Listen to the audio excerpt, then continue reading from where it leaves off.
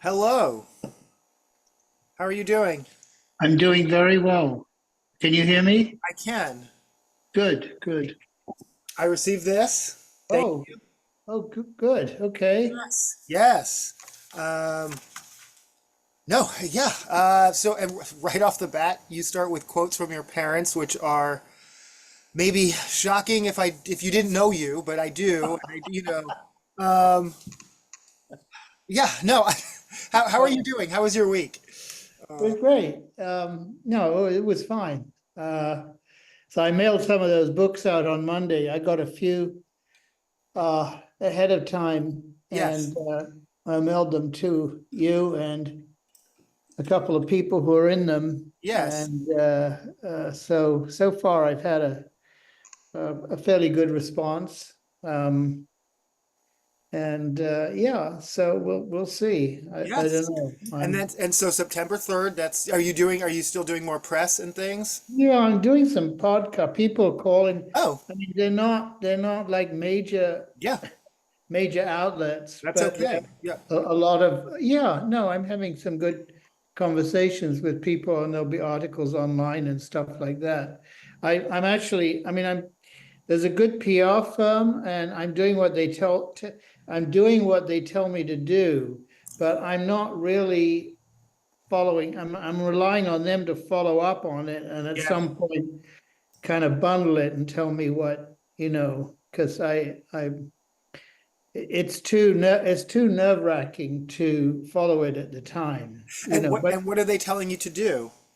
well, to talk to somebody, they say, so and so wants to interview you either by phone or by Zoom, Yep. or it's pretty routine stuff. Yeah. But and I've given them. I mean, actually, I've given them names of people I know, Sure. Yeah. and that's most of them have been positive. So yeah, I mean, it's it's too late now. Uh, I I was talking to a couple of people have said, what made you write this book? Right. And I mean, I enjoy the act of writing, and I did it to amuse myself. But Yes. the writing is interesting to me as a process, but I'm not so keen on this stuff, on the promote marketing. Yes. Yeah. I really not. Yeah. Anyway, so I'd be happy to get it out, and it sells, it doesn't sell, whatever. People say Yeah. something or they don't, so I am curious what made you write a memoir now as opposed to something more like your first two books, which were. uh I guess I wanted to I think one of the things that was important for me, basically coming off the second book, Yes. was to demonstrate using myself that you don't have to be an academic, you don't have to have Yes. an art history degree, you don't actually have to have done anything other than look at a lot of art Yeah. to be quite, Yeah. whatever I am, a specialist. But yeah, and also how that what my journey was, Yeah. what I saw, what I liked, what opportunities there were, but none of it constituted going into a classroom Right. No. Right. necessarily. So I think one of the things. I mean, there are a lot of people who have some interest in how the art world was in the 60s and 70s, Yes. Yes. and I want to describe that accurately, because I'm not sure if it's, if that's been done. Maybe it has, but I wanted to do it from a kind of first person perspective, what I remembered, and also to tell people how I came to enjoy and like things and make choices, I don't know, organically, I don't know if that's the right word, but without going through a a process of, learning stuff. People Yes. think that you got to Yes. know stuff to look at a painting. So Yes. The, what do you think has been what do you think has been mischaracterized about that period? well, I think that um, people imagine that well, let's say, put it one way, the artists who are now famous and who, dominate the discussion now Mm-hmm. were that way, that were always like that. Right. No. Right. Yes. No. And this you've talked about before. That it's that. And that, you know, you you didn't go around taking selfies with everybody because nobody was in, Right. because nobody was famous. Yeah. Yeah. Yeah. Yeah. Even people who were well known weren't famous, like Andy Warhol, for instance. Right. No. Right. Not Yeah. remotely. He was another artist who was getting well known. Sure. But yeah, I think to demonstrate that it was a small world. It wasn't that commercial. It was quite collegial. Mm-hmm. People were inventing a lot of stuff all the time. They were very inventive, not always successful Sure. as artists, but trying to do new stuff. And you know, I don't want to. I'm trying not in interviews so that people are trying to get me to say, well, how is it different from today? Well, I think people they read the book and they can make their mind up. They may think today is Sure. great, or they may think today is not great. Sure. I don't really want to go there. Yeah. It was different. It was different, that's all. Yeah. And so yeah. So I don't know. It's like history, that's all. It's a bit of history. Yeah. It's 50 years ago, right? I think the theme of sort of academic versus lived experience is also very timely. I mean, I think that's a real discussion in terms of, I mean, even in my field, for instance, how do we honor someone who has been doing this for 30 years when we work in a system that says they need to go back to school and get a certificate? And then if we say, we can't just automatically say, okay, you've been doing this for 30 years, so we'll just grandfather you in, because you can have been doing it not so great for 30 years. You can be, no, I'm sorry. I mean, no, and it's true. I oftentimes, and I'm not, I No, love, I I love understand. the That's a community that I very serve. good point. But as often as I go into someone and they say, I've been doing this for 20 years, I still look around and say, well, as respectfully as I can, I see room for improvement still. But what kind of competencies, and what kind of alternate pathways, and I mean, I think even major corporations are saying, these kinds of bachelor's degrees requirements are gatekeeping. On the flip side, you're also hearing, the whole student debt thing. People are graduating from college with thousands and thousands of dollars in debt, and then they're still taking, Starbucks jobs because that's what's. So I don't know. I thought, how do you see any of that? Does that relate to you, or yeah? Yeah, it does relate. And it's funny because it's kind of the the art world is now very big, right? Yes. Um, so there are parts of it you could say, like, that are corporate sized, Yes. maybe one or two galleries, but I'm thinking of auction houses, even art law. There are aspects of it which require now, I would suppose, degrees in. You can get a degree in arts management. Yes. You can actually get a degree in a lot of things that will lead to jobs in the art world that have nothing to do with art. I mean, you don't Yes. actually Yep. have to know about that, Yep. but like arts administration or arts management Right. or whatever. Yep. The irony to me is that the art world is also filled with people who are consultants and advisors Mm-hmm. for which there is absolutely no, you don't need a license, right? Right. Right. Now, Right. you probably need a license to sell real estate, or Yes. Yes. I don't know, maybe you don't need a license to advise people about buying real estate, but the point is that anybody Right.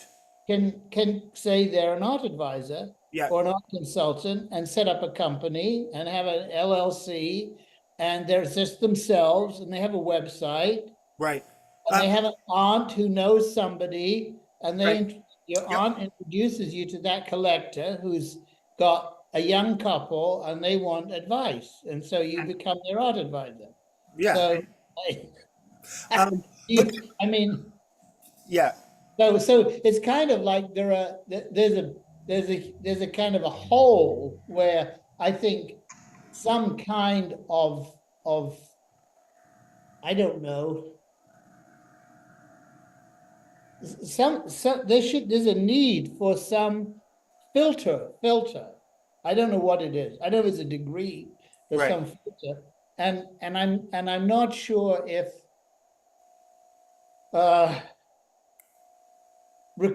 recruiting people,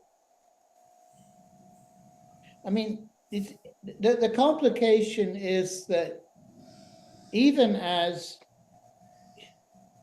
you might start early, well, you in education, you know more about this than I do, but let's say at a certain point in education, you might be steered towards the arts or towards the sciences. Is Sure. that correct? Sort of, but yeah. Well, yes, I but mean, so there are, what bothers me is the proliferation of art business degrees, right. and and I mean, I meet a lot of people who have them, and they climb up the ladder, but it doesn't seem to me that it gives them any, they're not necessarily enlightened when it comes to art. And I'm not talking about information, I'm just talking about what it actually is. No, yeah, yeah. At a fundamental, no, yes, at a fundamental level. No. Fundamentally, Yeah. so they're running museums or they're managing Yep. development for, I don't know, this, that, or the other. And the actual what it's it's like, and maybe you don't have to know No, that's what what I'm the just widget saying. is. Do you Yeah. have to know what the widget is to be chairman of the No, company? that's what I'm thinking because I'm wondering, I mean, if you're, okay, I'm thinking you are the administrator of a museum. You don't know much about art fundamentally, but you know about funds development, you know about foundations, you know about people, and you have a pulse on what the community you serve wants. It has done not even artistically, but just who they are. Do all of those outweigh that? Is it possible? Maybe, I don't know. Well, actually, as you're talking, it strikes me, and I was aware of this certainly when I first went to work at Christie's, that there are well-meaning people who are Yeah. doing those kinds of jobs Yes. quite well. Now, they go out into the community, and because they are the so-and-so of a museum, Yes. the so-and-so of an auction house, the people they sit down and have lunch or dinner with assume that they're art knowledgeable, Oh, yes. Yeah. Yeah. right? Yes. And in fact, what they tend to do is, depending upon what's going on at their institution, they pick up a few buzzwords. Yes. Yes. Yes. Yes. Yeah. They kind of get little bit, and then so they're out there in the community, and they're quote unquote experts, Right. I mean, because they have a bit of language about what's going on. Right.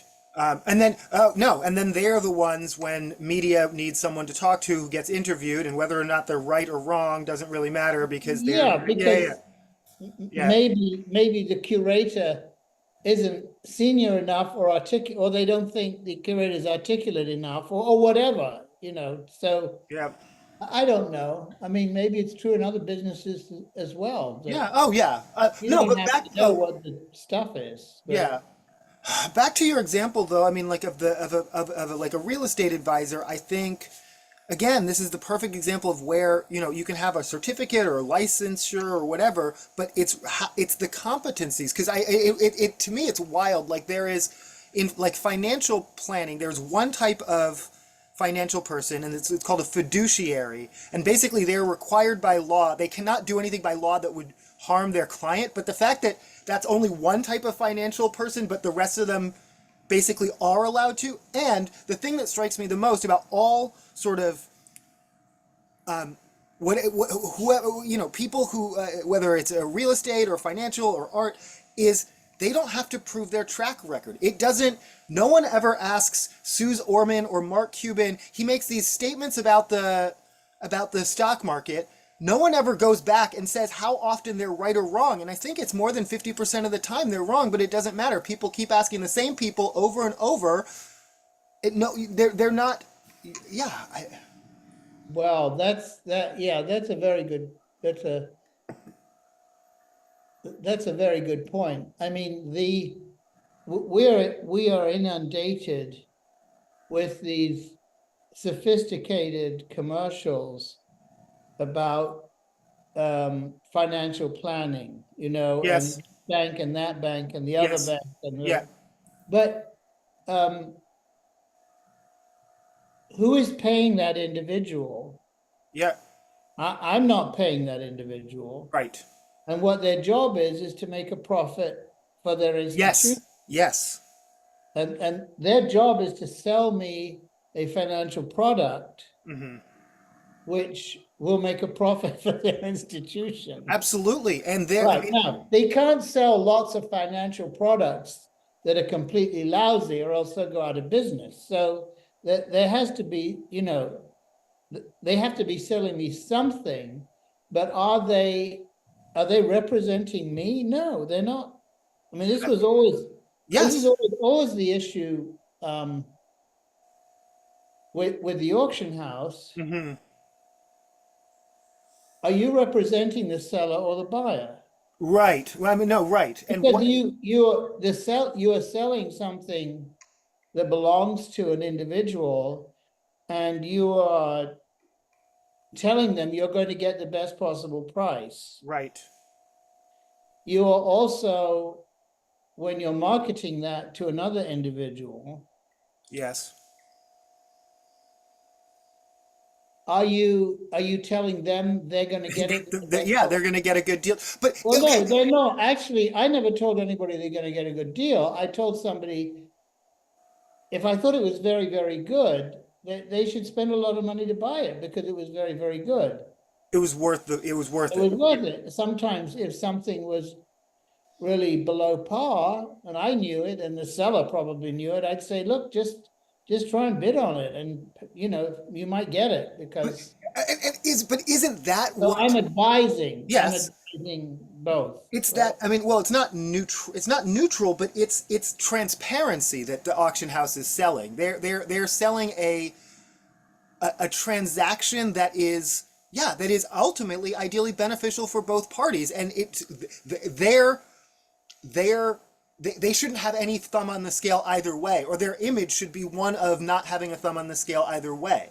To I mean, you don't. If an auction house had a reputation for getting the best prices for their sellers, that who would show up? You know what I mean? Like, I mean, if that was the public reputation, or do Yeah. they? Or do they? But people do show up. Well, And I because of think the I law. think they do boast about that. Interesting. That's No. what they Okay. boast about. Yeah. Um, uh, However, if an auction house, a lot of auction house clients are estate lawyers, and Right. their object is to sell everything, not to get the Yeah. highest price Yeah. for Yes. one or Okay. two things. Yeah. Is to get rid of everything, and Yes. the auction house can say, "We'll do that." Yeah. Yeah. We'll get the best price that we could on that day, you Right, know, right. and we'll give you the paperwork, and you won't have to worry. Yeah, You won't have to worry about what to do with the ashtray that's left over, right, right, right. nobody wants. Yeah. Uh, yeah. So tell me about what's happened your week. What's been in your week? I mean, my week was just a regular week. I did a training. I did, but yeah, no. I mean, the Democratic convention. I guess did you pay attention to any of that? Do you I have thoughts didn't on that? watch any of it, but I Right. did follow it the next day. Yeah. I did follow it on the news, on NBC and in the Times. Rereading stuff today. I mean, I was buoyed by it, Mm-hmm. but now I'm thinking, is this again a false bubble? Am I in an echo chamber? It's like it was terrible and now everything's okay, but is it really okay? Um, Um, yeah, again, I can't tell. I keep saying I'm drinking too much of the Kool-Aid to really have perspective. So okay, the Keys guy. This is the guy who has been right about every presidency for the last 10 times except for Gore, Bush, and that's only because the Supreme Court called yeah, it the yeah. opposite. But he's been right every single time. He doesn't do his official prediction until after Labor Day because all the things. But he says based on everything he's seen right now, the Democrats would have to fumble the ball so badly at this point. Like he's pretty close to just saying he can call it Really, for Harris. I mean, yeah, really. I think um, RFK, is that going to help? Do you think that's going to help Trump? No, he's I don't think that helps at all. I mean, And the the fact that they politics, even think it does, the fact that Trump says I'm honored, it shows how who. But I mean, again, I don't live in a swing state. I'm not a moderate in a swing state, so I'm not a low information moderate in a swing state who maybe did think I don't know too much about Robert Kennedy, but he sounds interesting. He's anti-establishment, something something vaccines. but he also, I mean, he basically went to both candidates and offered himself as a whatever you call it on the Yeah, board. and And and so so he has no principles. no, and yes, and again for Trump to accept that, how that makes him look, how that makes him look even to his own people. This idea that this man went groveling to both of them, and Trump said, "Okay, I'm honored by that."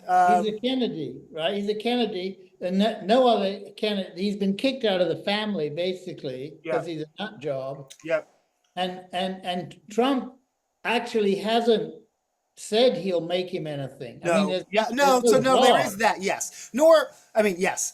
No, even if Trump said he would, he won't because Right. There, one of my favorite sort of post convention sort of articles was they did like sort of a recap that was fact checking the same way they often do for Trump. But again, all the facts are like, would he ban mifepristone? Well, most recently he said he wouldn't, but will he, would he? He said so many different things. It does, and he's fundamentally proven that he's a liar. That how do you fact check? He's going to do whatever he wants. That's the fact. The fact is, it doesn't. Yeah, is he attached to Project 25? Is he not? I mean, I think there are certain things where they kind of should just back off because they are at risk of sounding like they're attached. I don't know. I think that yes, I think the next whatever 74 days, they have to stay on course. They have to be strong on message. But I think the two areas where they're weakest, which is the border and the economy, I don't think the messaging that the Trump side is trying to get through is strong enough to really to get through the momentum which they've built. I don't. Yeah, I don't think it's factually accurate. Not that that really matters. I think the debate will be quite critical. Yes. Because I think there'll be people who are still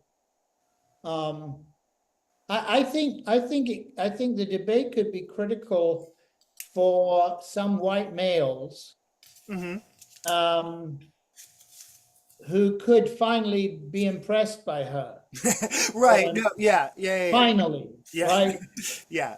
And finally realize that he's an idiot, right? Yes. Yeah. It may be like it was so glaring that Biden had lost it and lost his Yes. marbles, right? Yes. There may be a similar moment where it's obvious that, well, I mean, he's always off the beam, but But but again, only in his very controlled circumstances. And this, yeah, I he's am. having a, he's, he's debating somebody and it's a format and he can't shout at her or march around the room, then I don't know. I think that will be fairly critical for people in the middle. Right. And then the other piece of it for me, and just sort of where I stand, I'm really torn between, like all the kind of like the weird messaging. Because on one hand, again, I do agree. And the right wing are saying the same thing about him. Stick to policy. You should stick to policy. However, I think character matters, and I think again, some of this when they talk about him or Vance, it's not that they're weird. Like, it's not just that JD Vance is awkward when he goes into a donut shop, because it's okay to be awkward. Kamala Harris is awkward sometimes. It's being awkward is fine.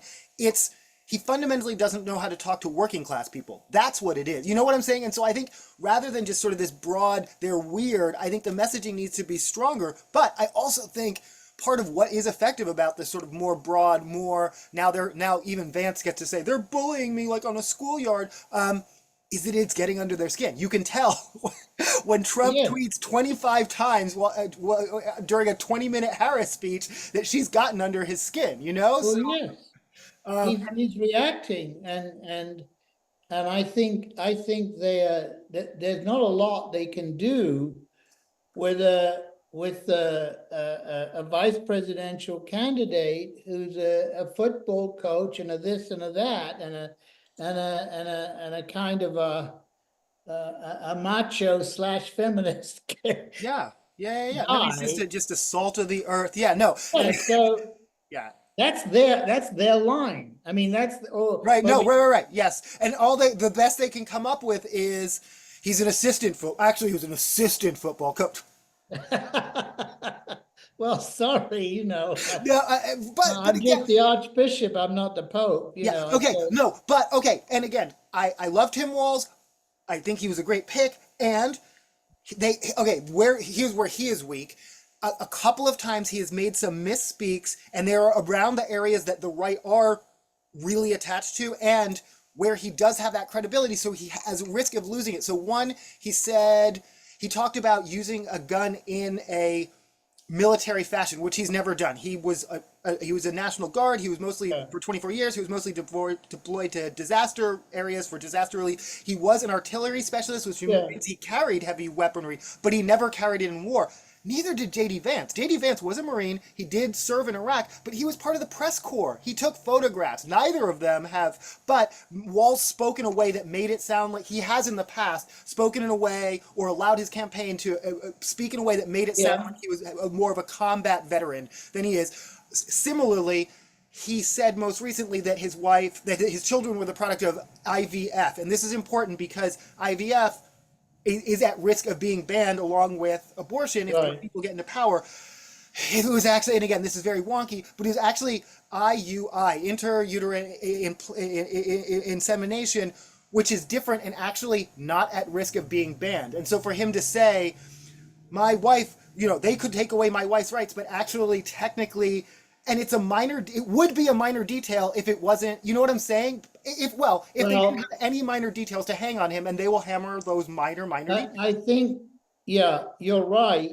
I also think, though, that it's good to get that out early. Yes. He now has, I'm sure, handlers. Yes. And he will have, I don't think he's stupid. I think he will learn that he has to be very, very careful. Because their opposition, whatever they call it, they dive each dive. I mean, of course, the problem is you can't do that with Trump because there's nothing defined. Right. No, I mean, it's all already, But there is with Vance, because he said he hated Trump. So, I mean. Right. No, there's that. Though, again, people are allowed to change their opinion. But some of the things he said were really like, again, around character. He really had fundamental problems with Trump's character. So for him to turn around and be his running mate really shows a willingness to just bend Yeah. for, and that, so that, yeah, I think that is relevant. And then, I mean, Vance's past is, again, is just filled with these really extreme beliefs. I mean, just this week he was saying that it is, what was his exact words? I don't want to misquote him. That pregnancy is the result of rape and incest are inconvenient, but that's not enough to prevent them. I mean, it's he's an It's outrageous, actually. What, right? From an educated person. I mean, Well, yeah. yeah, but he is obviously, given his history and his former principles or beliefs, he's a hypocrite. He's selling out. He's not someone who died in the wool, like, just a crank from birth. No, right. No, he's making a choice. Yeah. And he's abandoned friends in order to do it. He's allowed. Right. And what us on the outside have to understand is all of that is okay. In fact, it's welcome, because you have to. This ties into their roots in the born again community, where someone who's born again is almost more devout, is seen as more devout than someone who's raised in. Convert. The all of it, I mean, he uses it in his stump speech. I saw the light is how they interpret it. And now I'm among my people. And yes, those people who rejected me are mean, but we get each other. It actually makes them more insular. It makes them more. But again, and from our perspective, here's a guy who actually has given up the light for the dark. He's gone to the dark, right? I mean, he's embracing somebody who we believe is, of course, yeah. What do you think of the spectacle of the convention, the music and do you think too much, too little, right? I frankly, I think that I think it's necessary to counter the Republican. I think the Democrats have to wave the bigger flag and wave it more, because I think this is I think going for America, democracy, freedom, and patriotism is more likely to get the middle of the road voter. Mm-hmm. I think hewing to the middle is how they're going to get maybe the House. I don't know, or the Senate. I know. I know. I mean, that's what we're talking about now. That's very important. Yeah. So, okay. Following conversation for the future. It hasn't happened yet. Actress in Wednesday, Jenna Gomez, Oh, Jenna Ortega. Sorry, Jenna Ortega. Yes. There is a movie being made of a Ishiguro novel, which is called Clara and the Sun, which I read last year. Yes. And it's set in the future where you can buy in a store artificial friends, which are robots. Yeah. And this is a story about an artificial friend that is bought for a young girl who isn't very well. Yes. It's a phenomenal book. Right on. And I never occurred to me they'd make a movie. Right. But they're going to make a movie and she's going to be in it, which I think is probably quite brilliant. She's I guess. Yes, no, that's I think I saw something about that. She's coming up next in Beetlejuice. She'll be in the next Scream movie. She's in the new Sabrina Carpenter video. She's having quite a moment. So yeah. What else? What are you watching? What are you listening to? What are you reading? I have finished The Three-Body Problem. Oh yeah. Which just finished. Upsettingly. like, okay, they're in space. Like, they're gonna get there in 400 years, but hey, I'm not waiting 400 years, right? Yeah. So, yeah, that was the last one, that I finished. Yeah. Otherwise, I'm reading, there was a detective, a woman called Dorothy Sayers, who Uh-huh. wrote detective stories in the 1930s and 40s. Sure. And there is, like they do this with Agatha Christie also, she left the last book unfinished, Oh, yes. and they now have a writer, I mean, who writes her own books, Yes. who would finish that one and Yes. written more. So Yeah. I'm a sucker for that because I like those writers and they're dead, Yes. and I don't care that, like, I'm like, this is Uh-huh. uh, I don't know the early books well enough to be judgmental Right. about the appropriation of characters Yes. No, yeah, yeah, going yeah. forward. I Okay. think it just amuses me that, Yeah.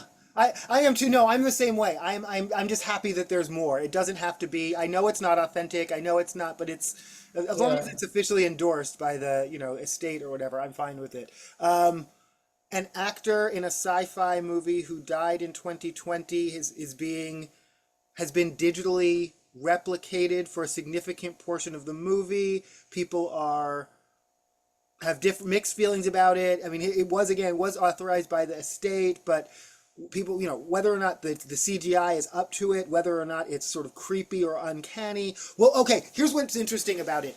The original character that they're playing is okay, it's aliens, is a replicant, is a artificial human. Okay. So originally it was a human being playing an artificial human. Now they're using AI to recreate the human being who plays an artificial human. I mean, there is something Yeah, that's I get it. I don't know.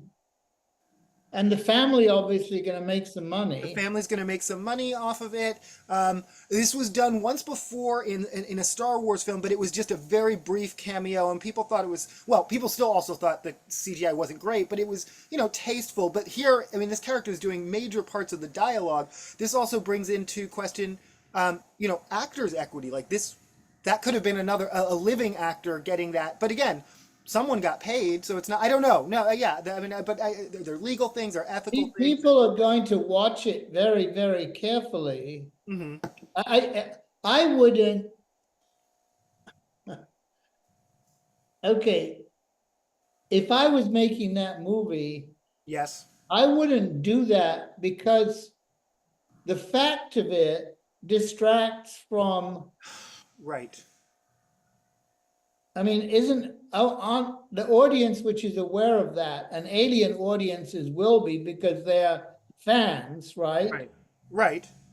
Are going to be watching that character Yes. to see how well they do it, right? Yeah. Okay. Yes. Zack Snyder very famously walked off the set of the film Justice League, prompting them to have to do rewrites and reshoots during which Henry Cavill was working on Mission Impossible, where he was contractually obligated to keep a mustache. So for the reshoots, they digitally removed his mustache.